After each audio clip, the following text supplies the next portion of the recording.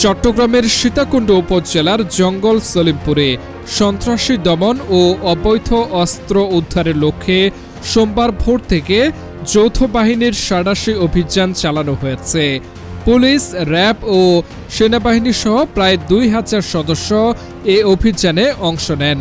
আইন শৃঙ্খলা বাহিনীর সূত্র জানায়, ইয়াসিন ও রোকন বাহিনীর সহ একাধিক সন্ত্রাসী গোষ্ঠীর নিয়ন্ত্রণে থাকা পাহাড়ি এই এলাকায় দীর্ঘদিন ধরে অস্ত্র মজুত ও অপরাধীদের আত্মগোপনের অভিযোগ রয়েছে।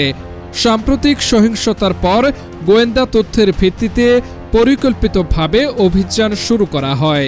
অভিযানের সদস্যদের কয়েকটি দলে ভাগ করে পাহাড়ের নিচের বসতি ও উঁচু এলাকায় তল্লাশি চালানো হয়। সম্ভাব্য পালানোর পথগুলোতে চেকপোস্ট বসানো হয়।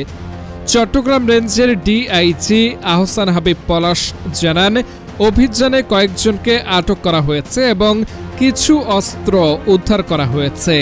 ভবিষ্যতে আইন শৃঙ্খলা পরিস্থিতি স্বাভাবিক রাখতে এলাকায় পুলিশ ও র্যাবের ২টি স্থায়ী ক্যাম্প স্থাপন করা হবে।